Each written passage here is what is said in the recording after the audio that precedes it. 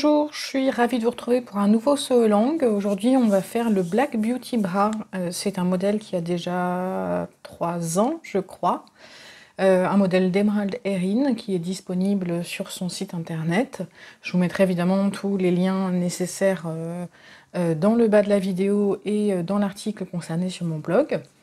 Donc, le modèle en particulier que je vais réaliser ici, c'est la vue A, celle qui est avec de l'élastique pré-plié. C'est un peu celui qui a été le plus utilisé et qu'on a le plus en tête quand on voit ce modèle-là. Donc je vais le faire avec un jersey de bambou pour l'extérieur et des bonnets en mousse, puisque le jersey de bambou tiendrait absolument pas tout seul. Donc pour rappel, c'est un soutien-gorge à armature, à basque complète, et donc un grand classique en fait de ce qu'on peut réaliser en termes de soutien-gorge. Voilà, donc l'intérêt de ce sew along, selon moi, c'est pour celles qui ne sont pas super à l'aise avec l'anglais, et notamment l'anglais de la couture, eh bien vous avez acheté votre patron, vous avez choisi la taille, et puis ensemble on va procéder à la réalisation et ça vous donnera les clés pour pouvoir après vous lancer dans d'autres patrons, même si vous ne maîtrisez pas complètement l'anglais de la couture. On va commencer tout de suite avec la présentation des matériaux. Donc je vais partir du principe que vous avez déjà acheté votre patron. Vous avez réglé les problèmes de taille de votre côté qu'on ne va pas du tout aborder dans ce sew along. Ce n'est pas le sujet, le sew along il est vraiment sur la construction. Et donc vous allez préparer vos pièces et on va coudre ensemble ce soutien-gorge. Voici donc les éléments dont nous allons avoir besoin pour le Black Beauty Bra. Donc on fait la version A avec une option de mousse en plus. Alors première partie, donc moi je voulais faire ce Black Beauty Bra avec mon jersey de bambou. Moutarde. Donc c'est un tissu qui est très élastique, ça veut dire qu'il va falloir prendre ça en considération pour certains éléments.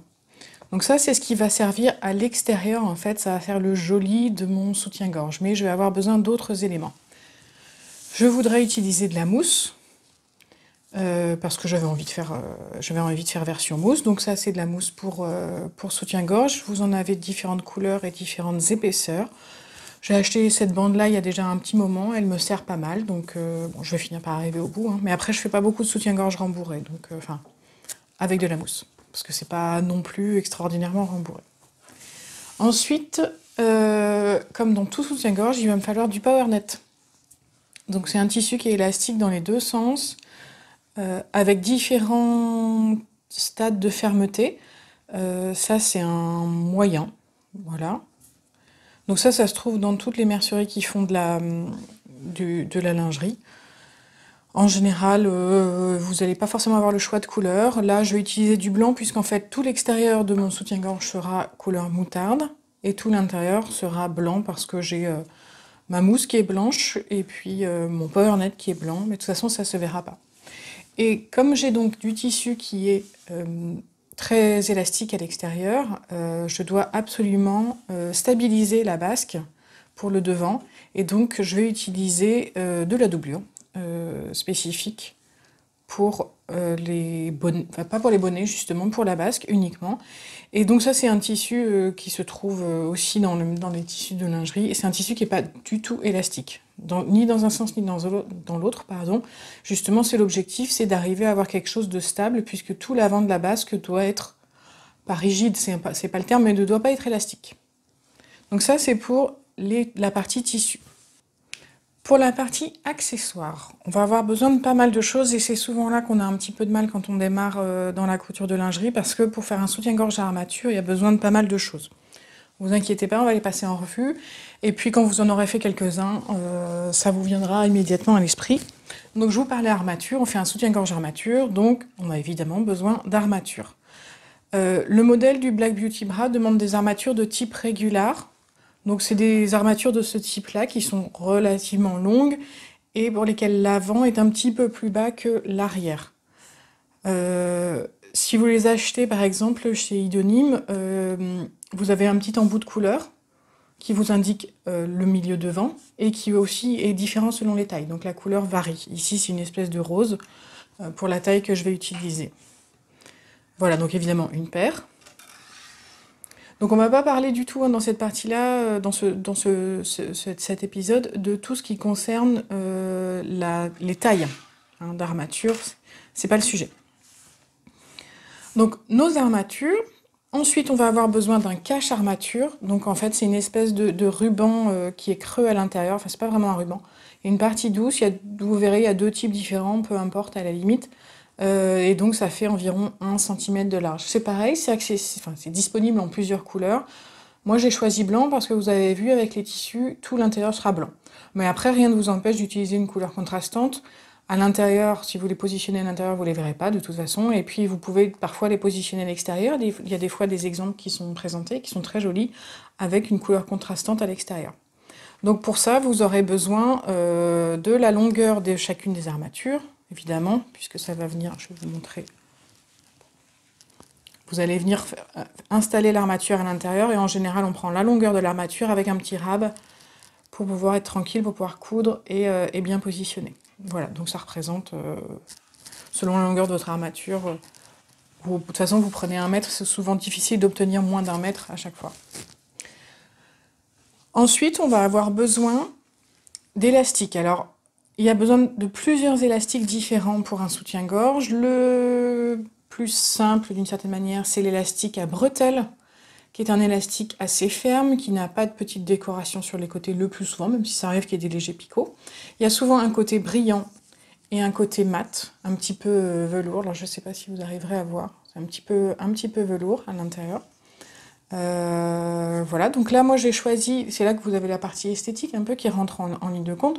J'ai choisi de faire mon soutien-gorge, donc moutarde, et avec les élastiques qui seront visibles en bleu marine pour le contraste. Donc j'ai cet élastique à bretelles bleu marine. Je vais avoir besoin pour la vue A du soutien-gorge Black Beauty d'un élastique pré-plié, qu'on appelle improprement du biais pré-plié, il n'est pas du tout un biais. Et donc c'est cet élastique qui a une espèce de rainure à l'intérieur, qui va servir de guide quand on va devoir le plier. Et vous avez le choix, donc ça c'est la largeur une fois plié, vous avez le choix, souvent il y a un côté brillant, un côté mat, c'est pas systématique mais ça arrive, et donc vous avez le choix d'utiliser soit le côté brillant à l'extérieur, soit le côté mat à l'extérieur, ça c'est vraiment une affaire de goût. Vous pouvez aussi choisir la largeur finie, vous allez avoir différentes largeurs possibles. Là je dois avoir un 0,7 mm je pense, fini, pas 0,7 mm, pardon, et vous pouvez avoir le plus souvent, c'est du 1 cm. Ça, c'est une affaire de goût et ça ne changera rien du tout à la construction du soutien-gorge. Moi, j'ai tendance à le préférer un peu plus fin, mais c'est vraiment personnel. Donc ça, c'était notre deuxième élastique. Et enfin, le dernier, qui est crucial aussi, c'est l'élastique pour la basque. Donc c'est ce qui va venir en dessous du soutien-gorge, tout autour de votre cage thoracique. Donc c'est un élastique qui a besoin d'être ferme, un petit peu comme l'élastique à bretelles, qui est quand même quelque chose d'assez ferme. Le plus souvent, il est présenté avec des picots aussi, donc là on les voit un petit peu, avec une face velours, qui sera celle qui sera contre la peau, et puis une autre face qui a juste une tête d'élastique en quelque sorte. Et la largeur, ben là ça va dépendre un petit peu de vous aussi et de vos préférences. Moi j'utilise du 12 mm. En général, plus la poitrine est importante, plus il faut de l'élastique large. Donc vous pouvez après avoir du 15 mm, voire même plus loin du 24 mm. C'est une affaire de goût, mais sachez que la bande, enfin la basque et donc l'élastique de bande, c'est eux qui supportent 80% du poids de la poitrine. Donc c'est super important de ne pas prendre n'importe quoi, et notamment si vous testez et que votre élastique n'est pas ferme, vous allez avoir aucun soutien et ça va vous faire un soutien-gorge qui va remonter dans le dos en fait, hein, tiré par les bretelles, parce que il n'assurera pas son boulot. Donc il faut quand même qu'il soit ferme. Voilà. Donc ça c'est le troisième élastique. Ça c'est pas du tout systématique pour les soutiens-gorge, c'est une caractéristique de ce modèle-là et de cette vue précise avec le biais élastique. En fait, il y a une partie du soutien-gorge à l'avant. On va avoir une double bretelle en biais, en élastique pré-plié, pardon. Et on va avoir besoin de renforcer un peu parce que l'élastique pré-plié, pour le coup, lui, il n'est pas très ferme. Et donc, il n'assurera pas son travail de soutien. Et c'est pour ça que la créatrice conseille d'utiliser un petit ruban de sergé, pas trop large. Donc ça, c'est vraiment voilà, du sergé non élastique, qui va venir en quelque sorte stabiliser la partie bretelle avant. Voilà, donc ça c'est vraiment très spécifique à ce modèle-là. Habituellement, vous n'avez pas ça dans les soutiens-gorge. Ceci dit, ça peut être un élément à garder en tête si jamais vous vouliez remplacer certaines parties d'une bretelle avec un autre type d'élastique. Ensuite, on va avoir besoin des agrafes, hein, vous les connaissez évidemment. Donc c'est un élément qui est en deux parties. Vous allez avoir la partie avec les petits anneaux, qui peuvent être de forme carrée ou ronde, et puis la deuxième partie avec les crochets qui va venir s'installer dessus. Voilà, et donc là, moi je préfère ceux qui ont une paire d'anneaux. À vous de voir si vous préférez plus. On peut avoir, le plus souvent le choix c'est entre une paire d'anneaux et une série de 3. Et ça c'est vraiment vous qui préférez. Ça va dépendre aussi, alors en général là aussi, plus la poitrine est importante, plus vous allez avoir besoin d'anneaux. Donc on ira plutôt vers les 3 anneaux pour des poitrines plus importantes et les 2 anneaux, voire un seul anneau quand on a des poitrines beaucoup plus réduites. Voilà, donc là aussi je l'ai choisi en bleu marine. Ah oui, pour la partie esthétique, mon élastique de bande, j'avais pas de bleu marine, donc tant pis. Ça se verra pas beaucoup, il n'y a qu'une partie des picots qui se verra, et ce sera pas juste à côté du bleu marine, donc je prends le parti de garder du noir pour la bande, c'est pas très grave. Ensuite, je vais avoir besoin des anneaux et des régleurs pour les bretelles. Donc j'ai une paire de régleurs, une paire d'anneaux. Et là, il faut que vous fassiez attention que ce soit bien de la largeur de votre élastique à bretelles. Dans cet exemple précis, vous pouvez même avoir des anneaux qui sont un peu plus larges parce qu'il va falloir qu'on mette 2 séries d'élastiques prépliés. Donc n'hésitez pas à prendre un petit peu plus large que la largeur de votre élastique. Et donc vous voyez là, hop. Souvent c'est 10, 12, 15 mm, 18 mm, 18 ou 19 mm. Voilà, donc veillez à ce que ce soit de la bonne taille, c'est plus important. Et puis si ça peut être de la bonne couleur, c'est encore mieux. Mais sinon, sachez qu'il existe des anneaux et des régleurs métalliques, couleur argent ou couleur or, qui peuvent tout à fait passer inaperçus ou au contraire venir contraster un petit peu. Voilà. Donc ça, c'est pour les éléments tout à fait indispensables au modèle. Et puis évidemment, après, vous avez un petit élément de décoration. Donc un petit nœud ici, qui est en fait une récup d'un soutien-gorge qui est mort. Et donc j'avais un peu ce petit nœud bleu marine qui viendra mettre une petite touche de contraste devant le soutien-gorge, au milieu devant. Vous n'êtes pas du tout obligé d'utiliser un nœud, vous n'êtes d'ailleurs pas obligé de mettre une décoration au milieu devant. J'ai fait un soutien-gorge une fois où je suis venue fixer 4 perles métalliques. Donc ça faisait joli. Je sais qu'il y en a qui accrochent des charms. Enfin voilà. Donc après, libre cours à votre imagination et votre créativité pour ces éléments-là. Nous voici donc avec les différentes pièces du soutien-gorge découpées pour la vue A. Je les ai séparées de façon à ce qu'on puisse s'y retrouver d'un point de vue un petit peu anatomique en quelque sorte. Donc en bas, vous avez les pièces de la basque. Donc ici, la partie centrale qu'il faudra couper une fois, qui viendra se fixer ici pour créer la zone de l'armature. Donc ça, c'est la basque devant. Et puis vous avez la bande de dos qui est ici. Sur la partie supérieure, ici, on a les 3 pièces du bonnet. Donc en fait, le bonnet supérieur, le bonnet inférieur et la power bar, donc l'espèce de bande de soutien, de renfort du côté. Ici, ce sont les mêmes pièces que de bonnet, vous voyez, mais qui sont spécifiquement à découper dans la mousse. D'accord? Donc elles sont de taille un petit peu différente et elles ont surtout pas de marge de couture sur cette partie-ci, puisqu'en fait, la mousse, vous le verrez, on viendra la coudre bord à bord. Et donc, on n'a pas besoin de marge de couture. Pour toutes les autres, les marges de couture sont bien indiquées. Elles sont de 0,6 mm. Sauf à certains endroits, notamment la bande du bas. Donc, vous avez ici, moi, elle est à 1,2 mm. Donc, ça colle très bien avec mon élastique de bande. Alors, vous pouvez choisir de rallonger. Si vous avez un élastique qui est plus large, vous rajoutez, par exemple, si votre élastique fait 15 mm, vous rajoutez 3 mm en bas sur toute cette partie-là. Ok ? Ici, là, on va voir, ce sont des coutures d'assemblage. Donc, elles sont toutes à 0,6 mm. Il n'y a pas besoin de les modifier. Et vous verrez que pour certains, il n'y en a pas du tout, notamment ici en haut, ici, ici, et puis sur le haut des bonnets, là et là. En fait, tout simplement parce qu'on va venir poser l'élastique pré-plié et qui vient se mettre directement sur le bord et vient se replier dessus, donc on n'a pas besoin de marge de couture.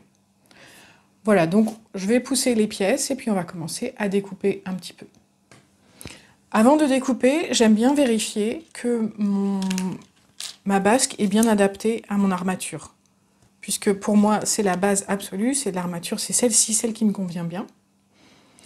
Et donc pour ça, en fait, je vais venir positionner les deux pièces du bas là, en faisant attention de ne pas prendre les marges de couture. Donc il y a une petite superposition, c'est bien la ligne de couture elle-même que vous devez venir superposer. Et je vais positionner mon armature dessus. Alors là, je laisse environ 5 mm, 5-6 mm. C'est ce qu'on appelle le jeu. Il y a besoin de laisser un petit peu d'espace, parfois même un petit peu plus. Et on va venir se mettre, alors vous voyez ici, vous avez la ligne de couture, on va venir se mettre juste à l'intérieur de la ligne de couture, parce que c'est là que va vraiment se positionner l'armature. Et puis, donc je vais, là j'ai bien la même courbe au début, puis après je vais m'adapter, donc je vais, il n'y a pas déplacer ma petite pièce en dessous. Je positionne et je vais faire tourner mon armature tout du long, hop, en le maintenant. C'est ce que les Anglais appellent walking the line, et donc je vérifie que j'ai bien mon armature. Donc là j'ai bien une petite marge de 1 cm, donc c'est parfait, j'aurai assez de marge de chaque côté pour que mon armature puisse bouger un petit peu et notamment s'élargir comme ceci, parce que si vous faites quelque chose de trop serré, que ce soit très ajusté au bord de l'armature, d'abord vous allez avoir du mal à coudre la dernière couture qui sert à maintenir, et en plus c'est ce qui fait que l'armature va venir sortir du cache-armature, et je suis sûre que vous avez toutes rencontré ce problème-là, de l'armature qui sort et qui vient se mettre contre la peau, et du coup le soutien-gorge est en quelque sorte ruiné, parce que changer le cache-armature c'est assez compliqué sur un soutien-gorge. Voilà, donc ça c'est vérifié, je suis satisfaite et je vais donc pouvoir commencer à couper. Voilà, j'ai positionné mes pièces du tissu sur mon tissu principal, donc le sens d'élasticité il est comme ça, puisque mes bandes de jersey sont tricotées comme ceci. Et donc je vais respecter les lignes qui sont indiquées sur le patron, qui sont le sens d'élasticité maximale du tissu. Donc un petit jeu de Tetris, puisque là en fait j'ai pas un tissu d'une pièce, puisque c'est de la récup, enfin c'est pas de la récup, non, ce sont des chutes, hein. J'ai fait un très joli t-shirt avec, et il m'en reste quand même suffisamment pour que je puisse utiliser le reste pour faire un soutien-gorge, et je voudrais être suffisamment économe pour aussi pouvoir faire un bas qui ira avec. Voilà, donc je vais positionner mes pièces, et puis je vais les découper. C'est parti. Alors, vous noterez, pardon, je vous ai pas dit, là j'ai mis mon tissu en une seule épaisseur. Je préfère faire comme ça pour certains tissus, pour avoir un meilleur contrôle de ce que je vais découper. Donc je retournerai certaines des pièces, puisqu'il y en a quelques-unes. Voilà, la plupart sont en double, sauf la pièce centrale ici. Et je viendrai les découper, les retourner après.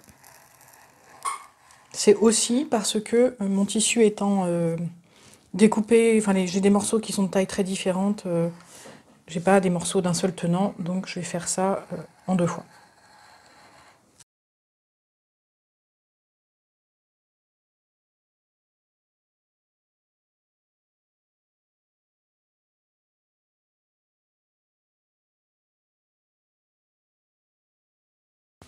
Voilà, donc toutes les pièces sont coupées. Je vais pouvoir enlever mes poids.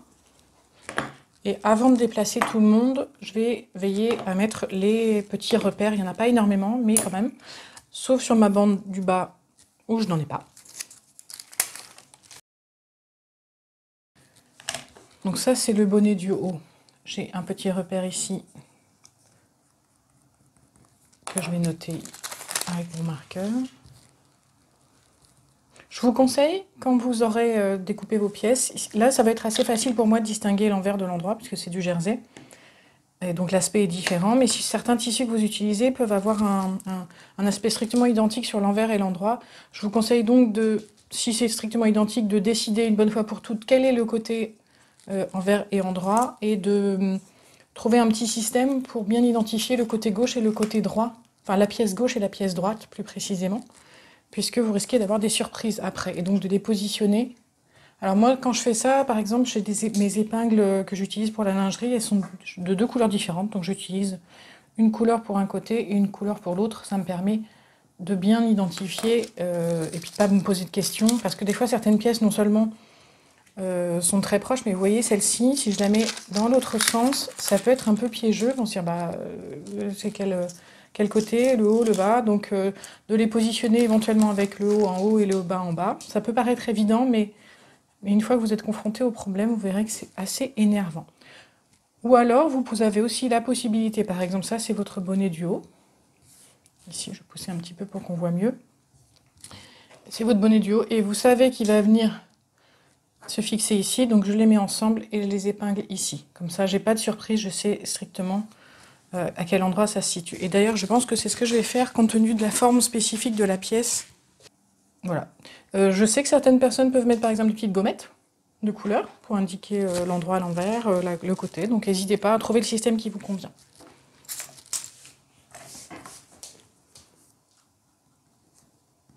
Là, j'utilise un stylo friction qui s'en va à la chaleur. Vous pouvez aussi utiliser un feutre lavable. Je vous déconseille de faire une petite encoche avec les ciseaux parce que vous avez vu, les marges de couture, elles sont quand même vraiment très petites et on a vite fait d'aller au-delà de la marge de couture. Donc là, j'ai les pièces pour un côté. Donc c'est mon côté droit. Je vais donc faire la même chose pour le côté gauche. Pour les pièces du côté gauche, c'est très simple. Mais faites bien attention, n'oubliez pas, en fait, il faut que vous retourniez vos pièces. Sinon, vous allez vous retrouver avec strictement les mêmes. Donc, j'ai fait toute ma première série avec mon écriture au-dessus, donc je la retourne. Une fois que vous avez ça en tête, c'est bon, vous êtes parti. Donc, on va faire ça pour toutes les pièces, sauf celle-ci, qui est une pièce unique. Pour la mousse, on va faire la même chose. Alors, on travaille bien uniquement avec les pièces qui concernent la mousse, hein, celles qui n'ont pas de marge de couture en haut. On pense à mettre les petits repères et éventuellement assembler les deux pièces de bonnet qui vont ensemble par la suite.